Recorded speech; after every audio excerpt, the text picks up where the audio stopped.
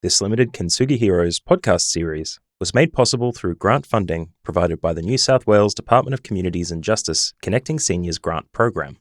If you'd like to find out more about Kintsugi Heroes, head to kintsugiheroes.com.au. Welcome to our Kintsugi Heroes special series, Connecting Seniors, where we share the experiences of ageing Australians to create connections across our communities.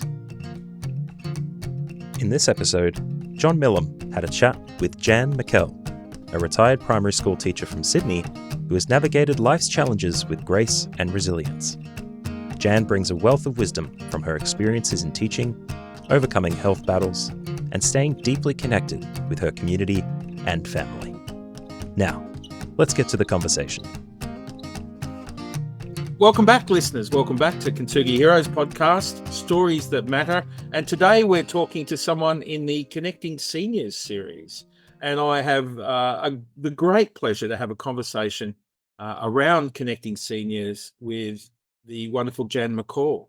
Good afternoon, Jann. Thank you so much for coming on and talking to us. Oh, thank you for having me. Connecting seniors, the idea that connection is a fundamental part of community, and community needs to embrace all stages of life and improve it. So you're going to be talking about your life. Where does it start? Give us a little bit of who Jann McCall is. All right. So I'm married and I live in Pennant Hills in Sydney. I have 3 grown-up daughters and I'm a grandmother of 1. And I'm a retired school teacher, primary school teacher. Yeah. Which I did for many years, but mainly as a substitute or casual teacher. And I have lots of interests, mainly travel and things to do with travel, like planning trips and doing photo books and such things, and family history I'm very interested in. So they're my main interests. Beautiful. So your family history and travel, that must be interesting. Did you grow up in Pennant Hills or in this area? No, I grew up in Russell Lea, actually, near Drummoyne in Sydney. So more inner Sydney city. Was that your family's heritage in the city? Yes. It was in my mother's parents' house, so she inherited the house from them, so they built it in the 1920s. So very much that sort of inner city there. Wow. And did your family immigrate to Australia, or were they? Yes, so I'm mainly English, Irish and Scottish heritage, with a little bit of weird things like Turkestan and Kazakhstan and thrown in apparently according to ancestry. Someone washed up on the coast. Yeah, I don't know how that happened, but I believe I'm part Asian. Right. Believe it? Yes. No, yeah. But yeah. Don't you love the DNA program? I love it. Yes. And you mentioned family history is an interest of yours. Have you traced yours? Do you? I have on one side. One side's very difficult because there was a bit of, it was easy when it was the criminality side of things. I could trace that back through jail records and things. Wow. And but then it becomes quite obscure once it goes overseas to the Philippines and whatever. So that's a bit tricky. But the other part, I've gone right back to Charlemagne. So long way back. If you can also believe those connections. Yeah. Because you're not quite sure if you're actually going off bad records or whatever. So yeah. So do you have the first Christian emperor in your Yeah, it's apparently Robert the Bruce. Yeah, some great names that are good to throw in at a dinner party. Yeah, wow. I have more crooks than kings. Oh, I've got those too. I've got a lot of crooks. Yes, and more recent, which is there again an interesting dinner party. Wow, that sounds fascinating. I must admit, I go back to my name. Goes back to someone who came to Australia, whether he wanted to or not. Right. Yes, so yes. Yeah. We can be proud of that these days. It certainly switched around. I think it's badge of honour. Yeah. My grandmother had a bit of cringe about it, but I'm quite happy to share. Right. Yes. Yes, I had an aunt who would talk in hushed tones as though she thought someone was listening on the phone. Yeah. And sort of saying, I need to tell you in person, we can't talk about this. And a lot of parallels I noticed because my family were around Des Moines and All right. Okay. Ashfield, Yeah. right? Marrickville, Strathfield, right? So that Yeah. at around the same time, right? And probably Yeah. with some of similar background. So it's interesting. And how you grew up in in that place, right? It had a very distinctive character in those days. What was your childhood like? Very. Oh, it was a lovely childhood. But quite protected because I came from a very religious or church background, so it was quite a strict upbringing, but a very happy one. But also in that community, there was a lot of ethnic, so they were very multicultural. Yeah. A lot of Italians and Greeks that we grew up with at school and as neighbours and in our shopping centres and things. That was just the way you grew up, and you just very used to it. And it was a lovely carefree environment back then. That Yeah. was the area that really was kind of the first multicultural centre in Australia. Yeah, well, Five Dock's known as Little Italy now. Yeah. Sort of shares that a bit with Leichhardt and other Yeah. places, mate. Yeah, yeah. So no, it was a nice upbringing. Yeah. So you mentioned faith, your family's faith. Yes. Obviously that was an important part of it. Mhm, Did it yes. shape, how you went out into the world as you left school? Oh, absolutely. I mean, I realise now I was probably brought up in a bubble, very unaware of the world, especially as it's formed today. But you've got to realise, you've just got to live in whatever world you're put in. And if it's the now, well, you've just got to adapt to that as well. But, obviously my upbringing in church and my ongoing faith, yes, has been very important and very, it's formed who I've become and how I see the world, I guess, and how I deal with things that come my way. Did you mentioned you brought up in a bubble. When did the bubble burst? Oh, probably having 3 daughters, probably more, and things that life's thrown at them. And just family things that have happened in the wider family as well, and just seeing friends and family and just neighbourhoods change. And yes, the world's very different to the world I grew up in 60-something years ago. Yes. You talked about teaching, right? Yes. And of course, teaching's changed a lot as well. Absolutely. Yeah. What did you notice about what was great about teaching, and what would you, what do you think? What's great about teaching is that you can actually input into little ones' lives and hopefully give them positive experiences of school and opening up their worlds probably a little more than definitely some get at home in the areas that I was doing teaching. I don't know how much of that was happening where, because I was out in the outer western suburbs for a lot of it. And then I was also in very privileged areas where life was very different there too. But so the positive is just the impact on the children and just enjoying going to work and with children. But it did change, or it was changing when I left teaching. It was becoming a lot more bureaucratic, and you were becoming a lot more involved in policy making, and I feel less input or less of your energy going into teaching the children as it was sort of getting caught up in all the other stuff that surrounds the teaching.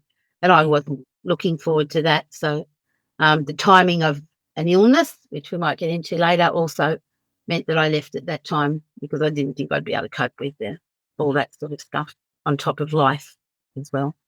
Often I talk to teachers, and their dedication to it is more of a calling than a job. Was that your experience? Yeah.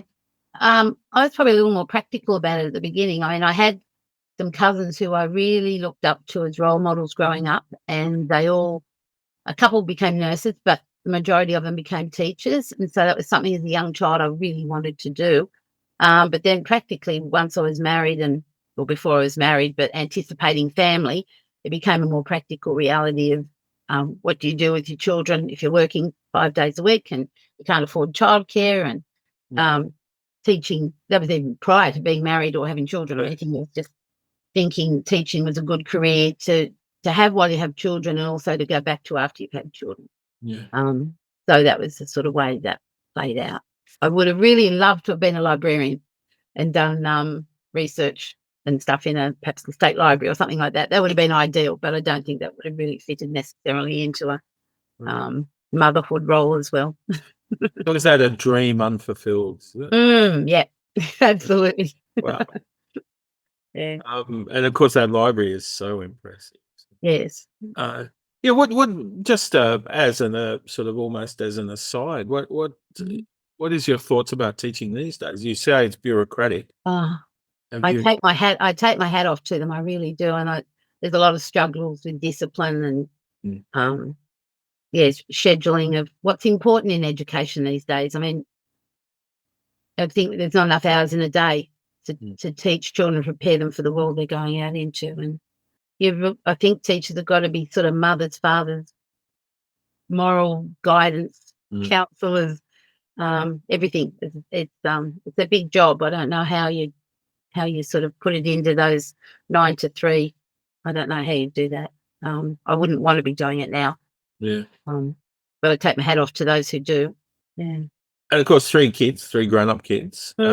Family for you. Well, tell me about what family meant to you as you travelled through the.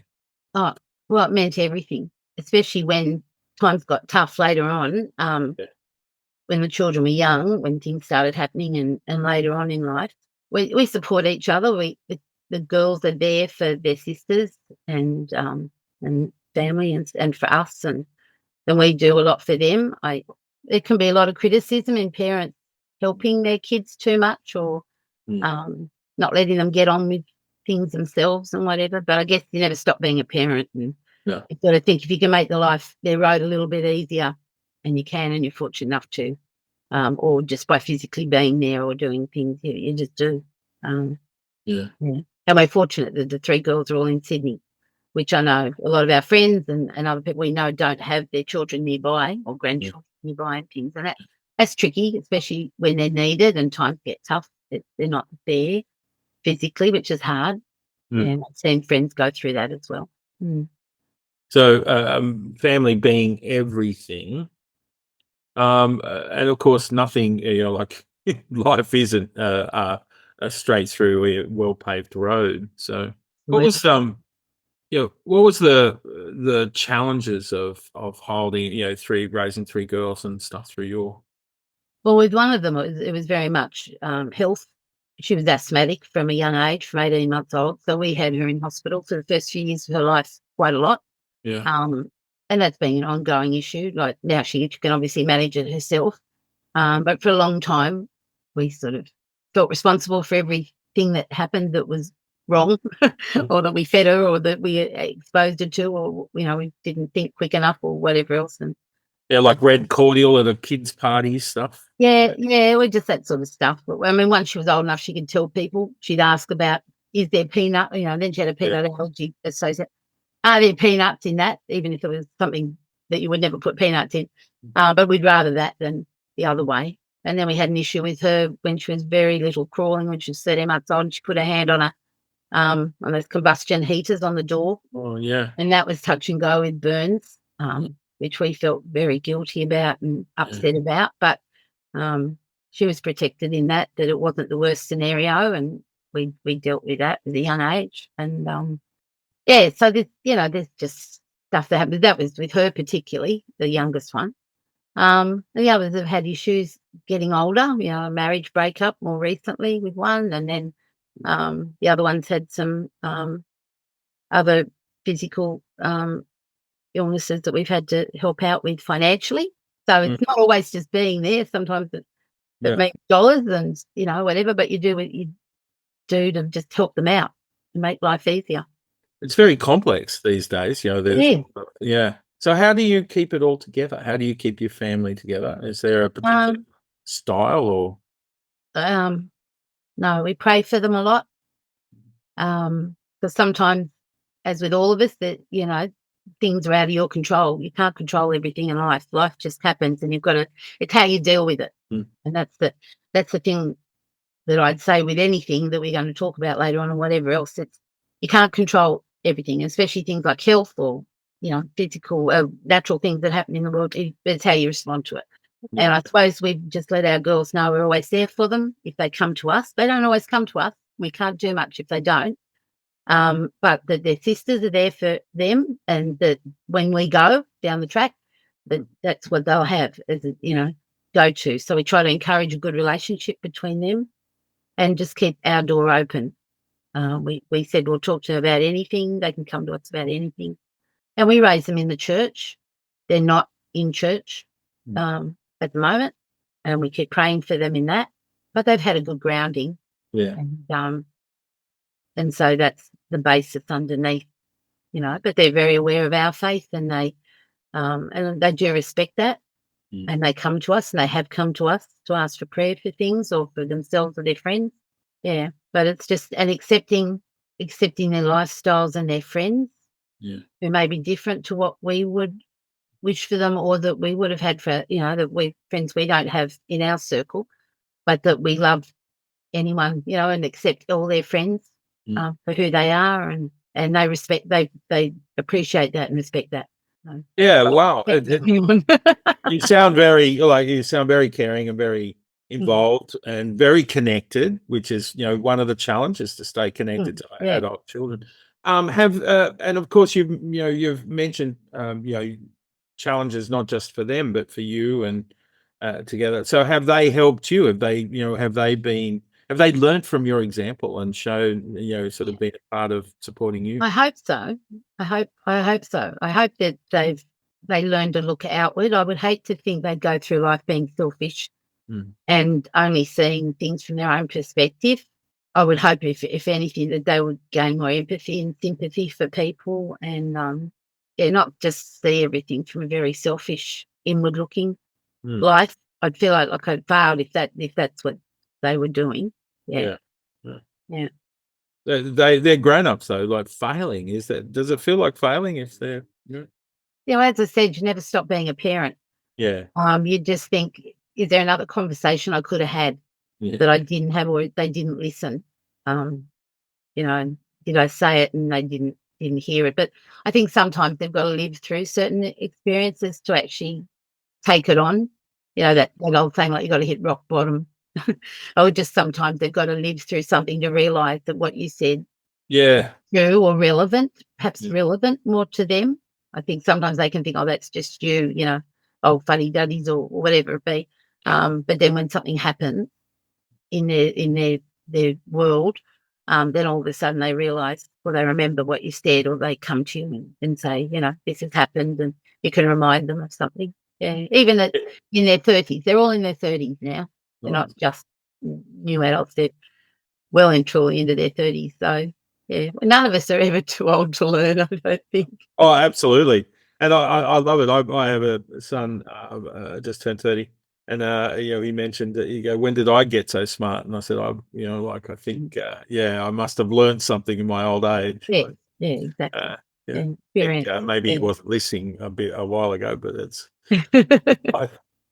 as long as he gets there. Yeah, that's right. Exactly. Yeah. So of course, you've been married a long time too. What's the secret of a long-term marriage, staying together with children? Oh gosh, a lot of compromise and forgiving. We've been married 41 years, and then we were together for 5 before that. But it's been since we're about 18, 19, we've been together, because I'm 65 now. Yeah, so a long time. So I guess we knew each other well before we got married, and then you just got to give more than not 50-50. It's like 100-100. Yeah. It's more. I like that idea, 100-100. Yeah, but it's I think my husband's very long suffering, and he's had when he said for better or for worse. I don't think he realised what he was in for, as neither did I. But he's an amazing husband. He gives and gives and gives, and he really cares. Yeah. What makes a good man? He's a good communicator. So, if we're going to have a yelling match, or, tell each other, sorry. No worries. My daughter ringing, isn't that timely? He's a very good communicator. He's honest. He's very, he's very considerate. He's funny. Like, we can talk. We're good friends. We're really good friends. I think that we're best friends, I think. We like spending time together, and he loves traveling and doing all the sort of things that I like doing. Yeah, and he's he's been there and he promised he'd be there through everything that's happened, and he has. Yeah. Yeah. So he stood by the tough times. Oh, yeah. And he even had people say to him, which I find it weird, but, people said to him, how are you going to deal with this? And this is one of the things. We don't know if we could stay with our partner if that happened, which I thought was a strange thing to say, but I guess you don't know till you're in it, whether and that was, I think there's other circumstances of life that you might say that, but I didn't think in a health issue sort of thing. I thought that was a strange thing, but maybe some people wouldn't stay. I don't know. Yeah, it's certainly like, so you mentioned your health issue. Yeah. Would are you okay to tell folks about that time and that journey? Yeah. Well, the big thing that sort of seemed to have affected me since was in 2000. I had a spinal stroke one morning, and which meant I couldn't walk by the time. I'd never heard of a spinal stroke. No, it's rare. It's rare. I think it's like 1 in 2 million or something. It's very rare. So it's just something blocks the fluid in the spinal column, Wow. and then if it stays blocked for a long time, you lose the ability at whatever point along your spine that it happens. And mine was just sort of equivalent to my armpits, I guess, or a bit lower. Everything below that stops working. And so, like, if it was in your neck, you might stop breathing. And that, that's Red Rover. But mine was sort of lower down. So my arms were fine, but everything below that just stopped working. And then it swells up. I got taken to emergency and they did a MRI, but they couldn't see anything because the swelling was so bad. Right. So they used massive doses of steroids to try and get the swelling down so they could see what the problem was. And then it's sort of a wait and see. Once the swelling goes down, because there's not much they can do about it, they've got to wait and see what nerve damage there's done. So I was fortunate that a lot of my feeling came back. He said the damage there was like only like 5% in total, but it took me about a year to learn to walk again. So the steroids helped, but then I had no feeling or I couldn't walk. I had to go to rehab, and then it took me about a year. So I remember going to the Olympics in a wheelchair, the Sydney Olympics in a wheelchair in September. So that was because we didn't know what was going to happen. And I had, the kids were young, like the youngest one was 6, 10 and 12 at the time. And the asthmatic one was in a different hospital at the same time as I was in a hospital. So it was a bit fraught with, but it was just the unknown. We didn't really know enough about what a stroke or a spinal stroke was. And I was still young. I was only 40. And, so I didn't know what was going to happen. So that was the big turning point.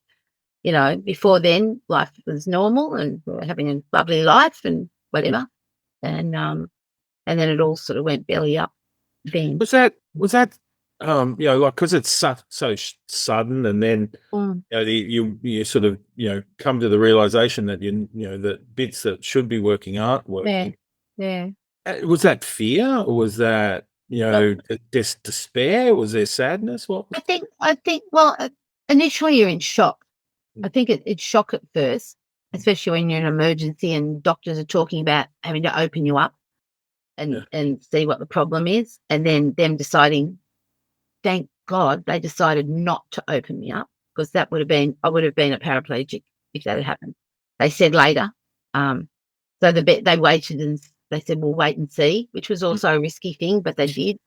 So I just was very lucky. I had really good surgeon on duty that night with the neurologist, and my neurologist, it turns out, is like one of the leading neurologists for Parkinson's and motor neurone in Australia. So that was also a blessing, and he's been with me ever since. It was more shock, and then you sort of go numb, and then you think, my life's what do I do with this if I can't walk again? That was the first thing. How am I going to do life with the kids and everything? Yeah. But then I wasn't scared. I slept, every night in the hospital for the first week when we weren't sure what was going to happen. They'd come in and they'd poke you with something sharp in the bottom of your foot and you couldn't feel it, and that's I wasn't. To be honest, I was not scared, and I would sleep every night.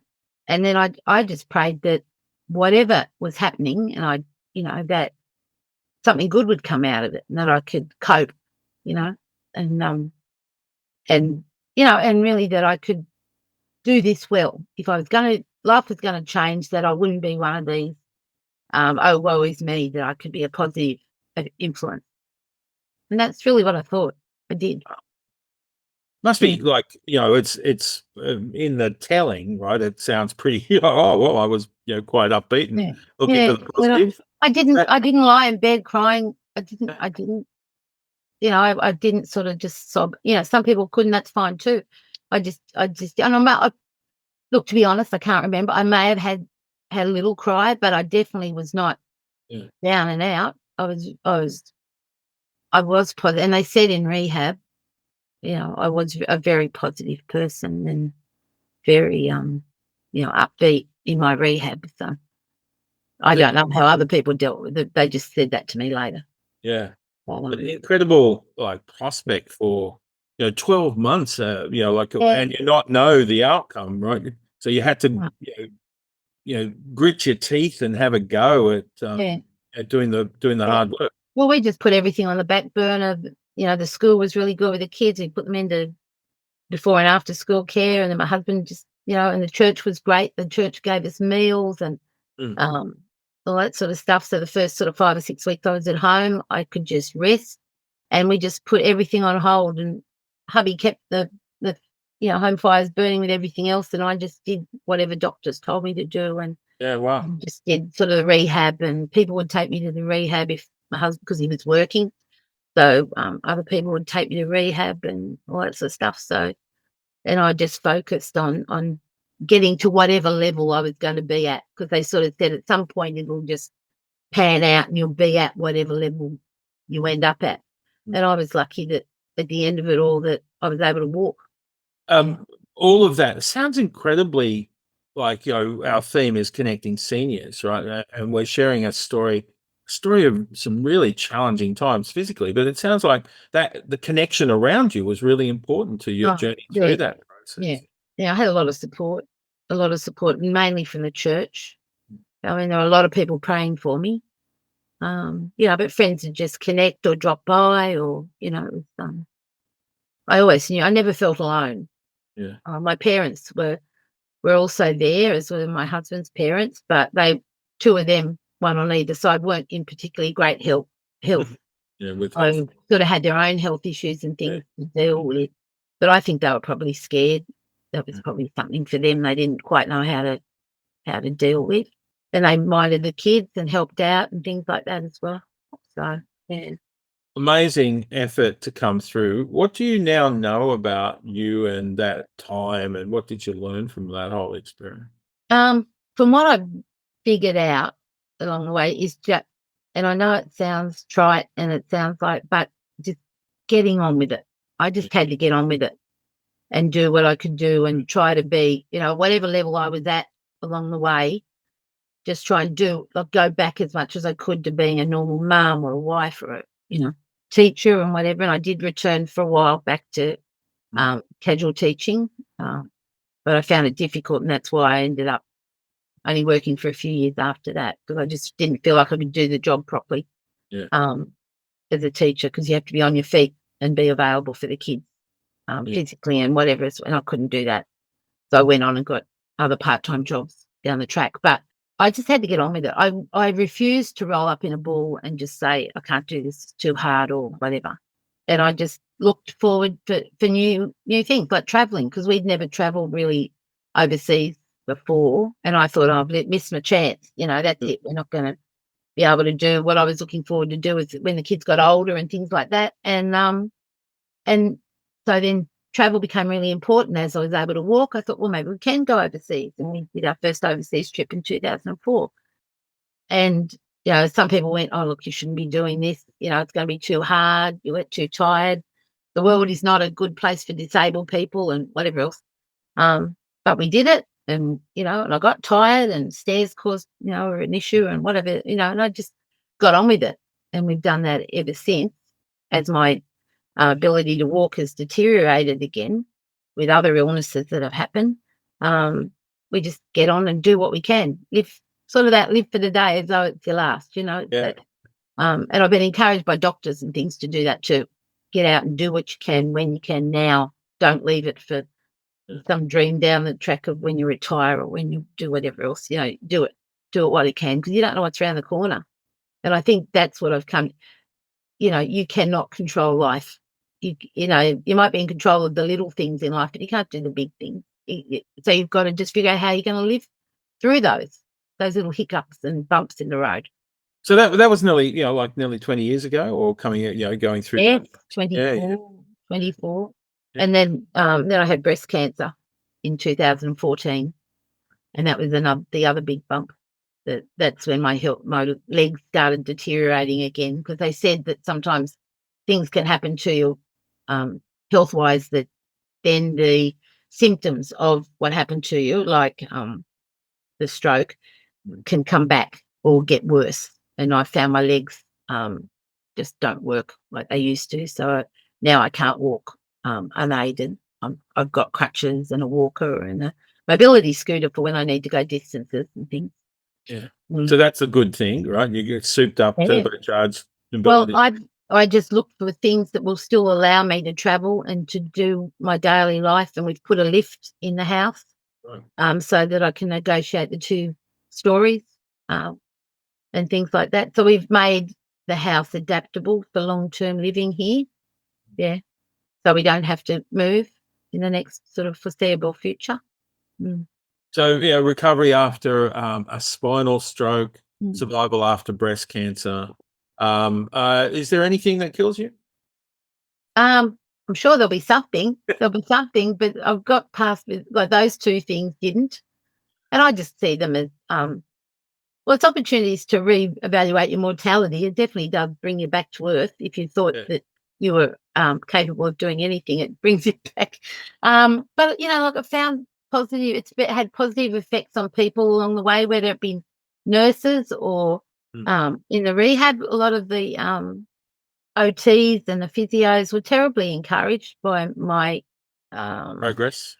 Progress. Yeah. And that gave them, because, with things like strokes and a lot of the biggies. Yeah. The doctors and the nurses see a lot of death.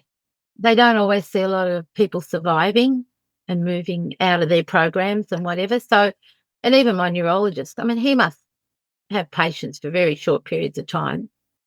And so for him to have been seeing me for 24 years, he wouldn't see too many in his line of work for that long.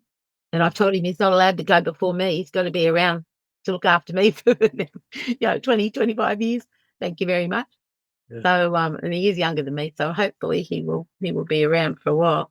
Yeah. But I just think if you can just bring the positivity and encouragement to people who maybe are a bit scared of, things happen to everybody, and if it can mean just get up and get out there, don't hide away, don't run away from things, it's face them head on.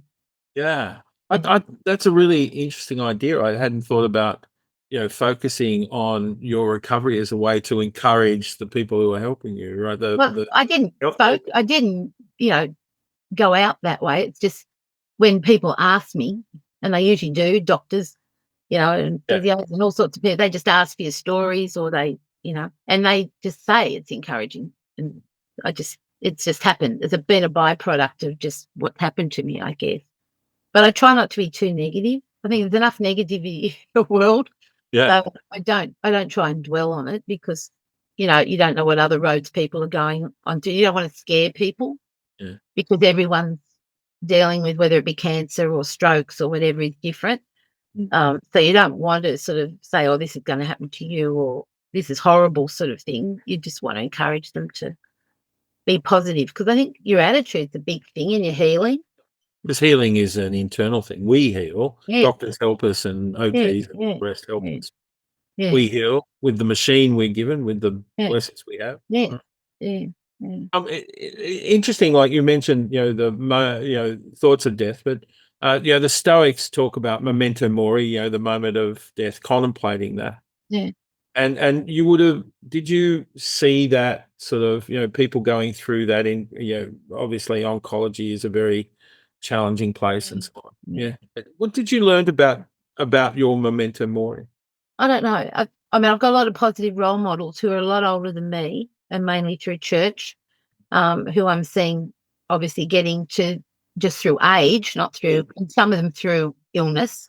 But I'm seeing their gentle, just walking the walk towards, the end, and some of them are closer to that, either through age or just through their illness or whatever else. And I'm just encouraged that there's ways to do it and ways to be still positive right up to the end and still live a very fruitful, productive, positive life, regardless of your age or your infirmity or whatever it is. And I would hope, as I go along, whatever time I've got, that I can be the same way. And just accept that as you get older, you just can't do. And I know it's frustrating, and I've got friends who say that's the biggest thing. They're just frustrated they can't do things either at the speed that they used to do it, or there's things they can't do. And I sort of feel like I got to that stage back when I had the stroke. There were things that I haven't been able to do when I was a lot younger. And I've got friends who are in their 90s who are frustrated they can't play tennis anymore or can't do things. I think I've got to their frustration back there and have learned to deal with it. Yeah. I can't ski. I mean, I never could ski, but I'll never ski. There are things I can't do and places I cannot go. And that's probably the biggest thing with traveling. There are things I can't do, and I've just got to say, well, that trip's no good for me. That place will never be good for me. And it's an acceptance. But there's so much more in life and things you can do and whatever that, it's just finding joy in what you can do. Yeah, like it's I find that amazing philosophy. Would you call it your philosophy or your values? Is that? Yeah, it is. And even with my granddaughter, like I could pick her up if I was sitting down in a chair, but when she was a baby, I could never sort of go to a crib and pick her up and all that sort of stuff. So even just the way I've had to deal with her and the things she knows already, I'm an old lady because I've got the walker, and old ladies have walkers, and things like that. Even though I keep telling her I'm not old.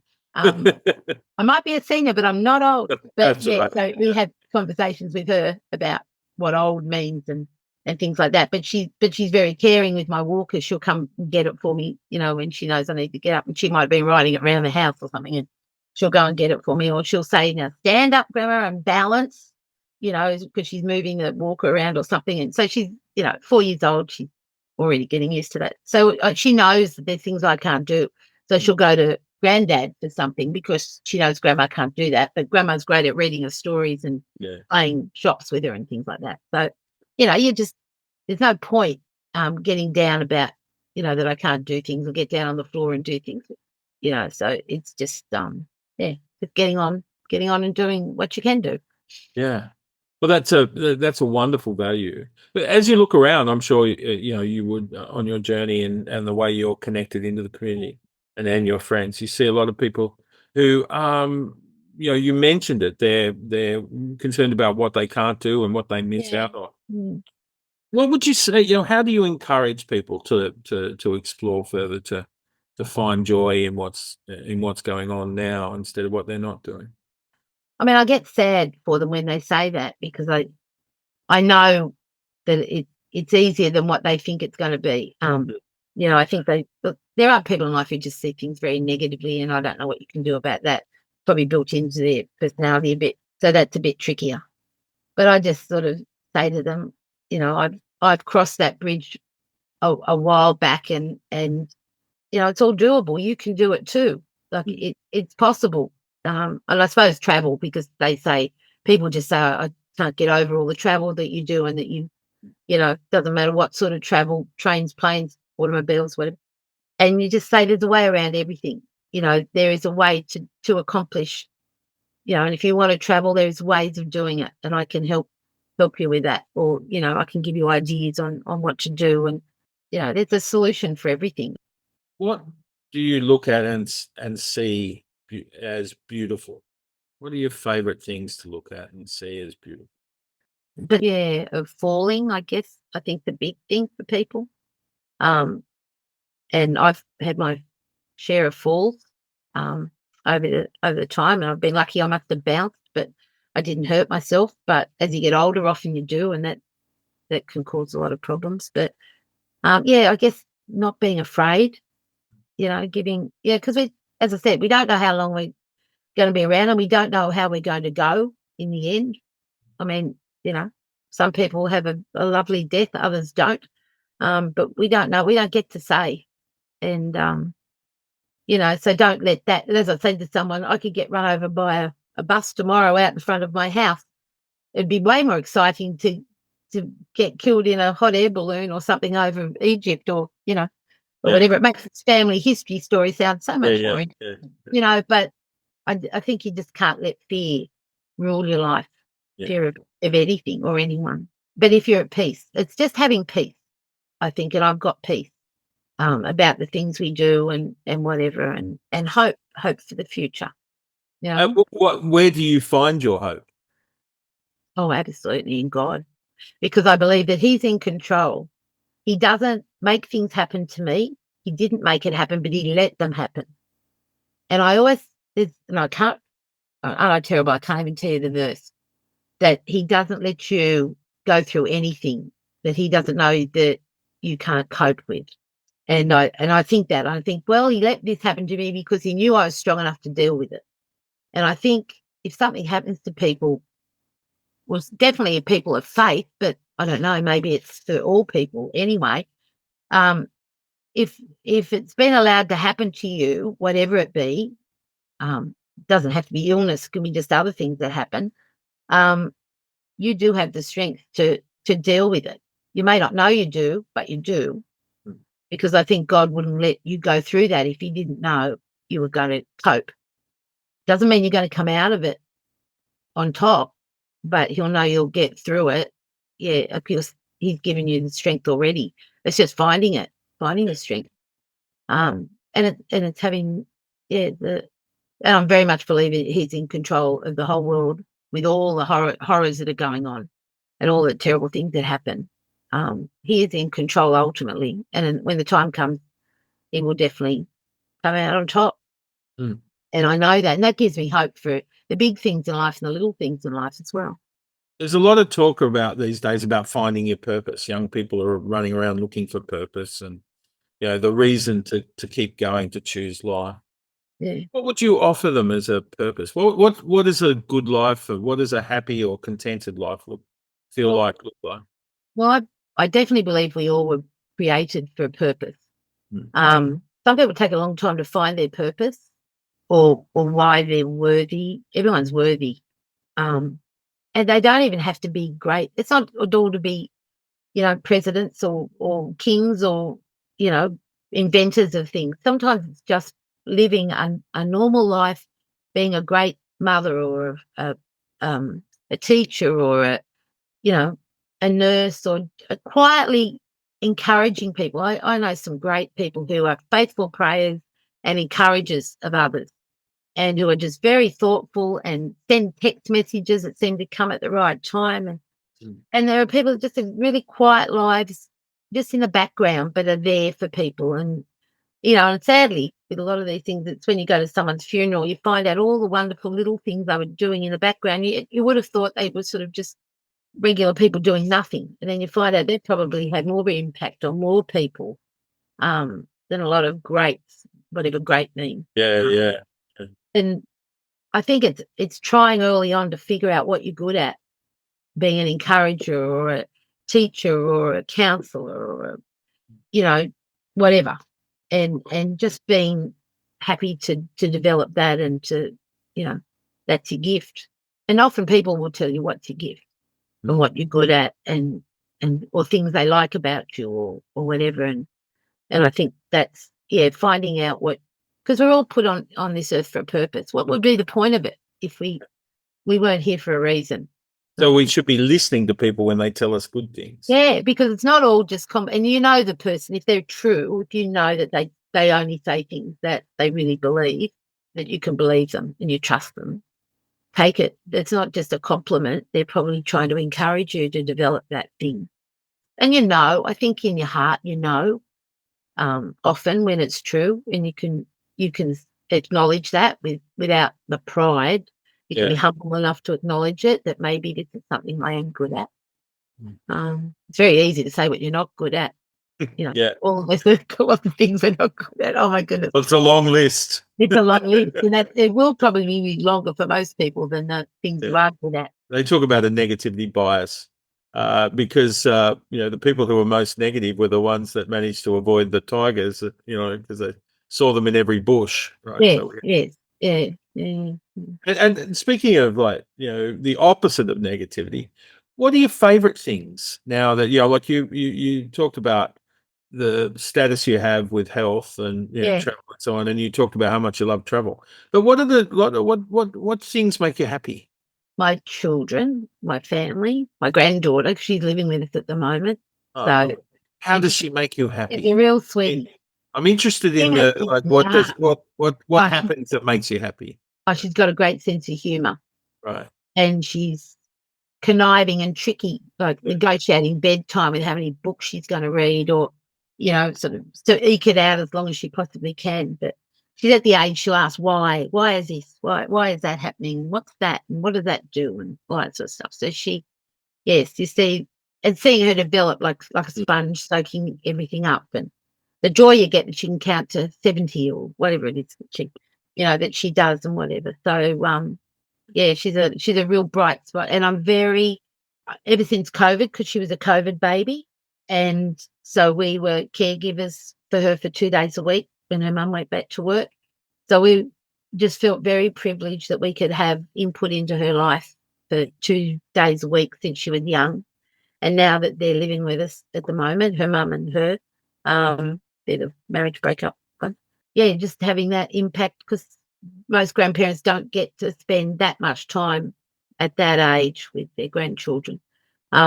And we're very grateful for this time we've got with her, because we know it will come to an end, and they'll move on, and she'll get older, and grandparents will just be something, you either love or you pity or you laugh at. I don't know what she'll do.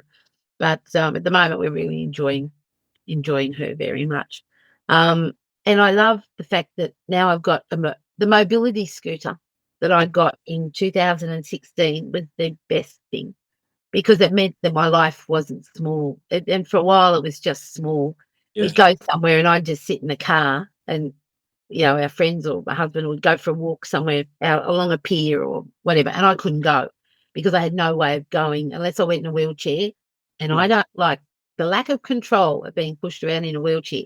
Now, that is something I do have a problem with, which I shouldn't, and I will go in a wheelchair if I have to. But the coming of the mobility scooter, when I was able to buy one, was the most wonderful, positive independence thing, that I was able to take myself places and go for walks with everybody else. Doesn't matter how long it was, because I could go on the mobility scooter as long as it was. And it's been wonderful for traveling, because I can go anywhere pretty much with this mobility scooter. So that's given me a lot of joy and just opened up doors that I was thinking I wouldn't ever be able to do again. So that's been an amazing thing. And I'll say that to people, elderly people. I say, get one of these. As long as you can steer it and sort of control the on-off, which is just your hands, get a mobility scooter, and you'll be able to go whiz around the shopping centre, go out with friends to have coffee, and that'll give you freedom that a lot of people don't have. So that's given me a lot of joy. And finding, I did Ancestry. I do the Ancestry, and I've looked up Ancestry for a lot of people I know who don't have access and don't know how to do it and whatever. And I reunited my daughter's in-laws with, they'd lost touch with a brother who sadly had passed away some years ago, but I found his children. So they were able to connect with a long lost or unknown. They didn't even know they had a niece and nephew through this brother. And so the joy of giving them family and giving that niece and nephew a whole big family that they didn't know they had, and connecting them. So that gave me joy. So it's an amazing example of connecting, right? So yes. Yeah. So what other things are connection for you? What is connection for you? Church is connection, a big connection. Yeah. So during COVID, like some of our friends, we used to Zoom and have dinners together. We'd all cook at the same time and we'd have a Zoom dinner together. But church is a big connection. There's a big group of us after our particular church service that go down to a local coffee shop. And it's sort of got a bit embarrassing now. It sort of can be up to 20, 30 people all having coffee and a big long table. I would miss not seeing some of those people. And I'm also with some of those and others. I'm in a Bible study group that meets every fortnight, and there's about 16 of us. And we're like a family. And there's some of us there who are going through, Parkinson's and other things.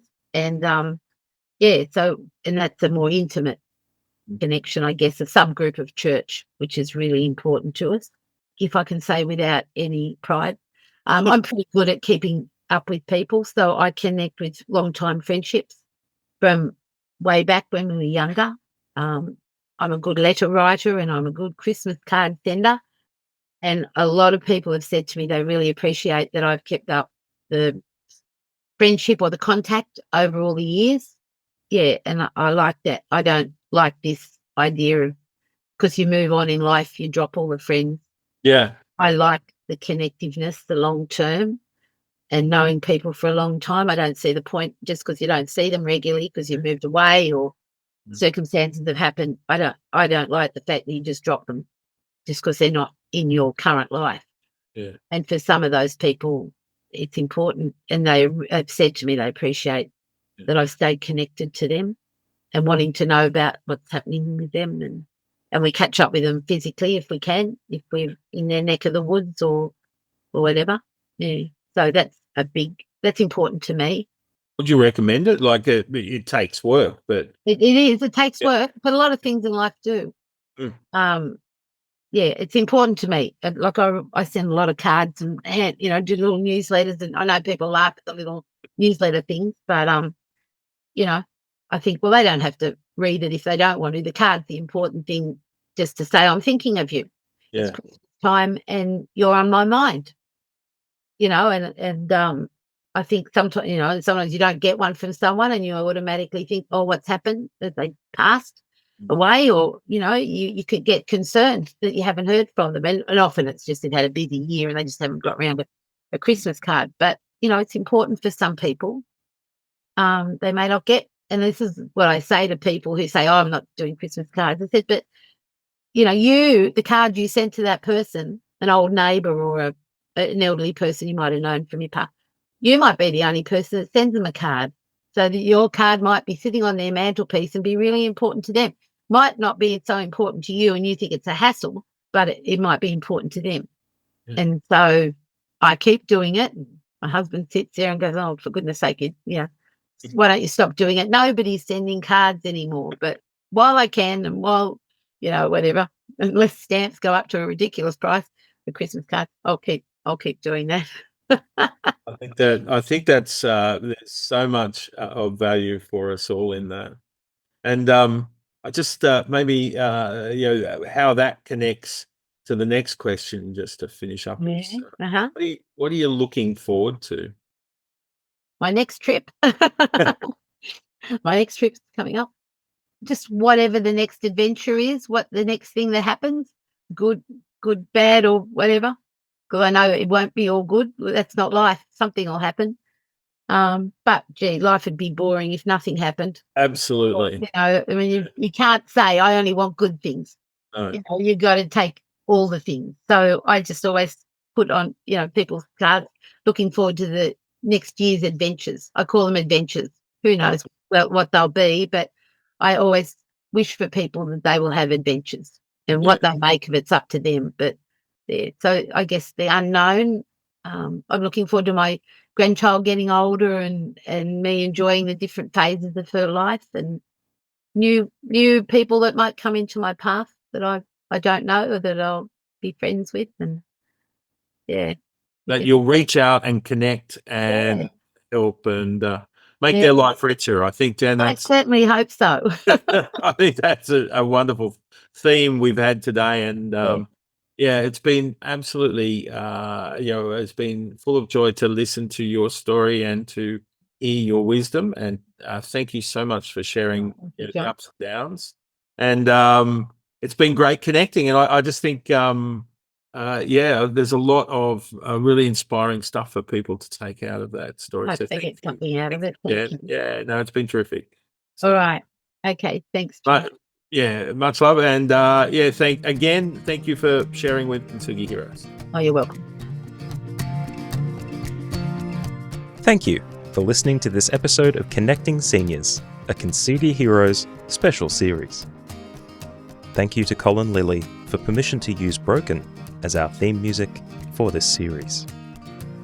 If you enjoyed this conversation, share the podcast with a friend and let us know by leaving a rating and review on Apple Podcasts, Spotify, or wherever you get your podcasts. If you'd like to support Kintsugi Heroes and the stories we share, head to kintsugiheroes.com.au and follow the instructions to make a tax-deductible donation. Thank you for listening, and we'll see you next time.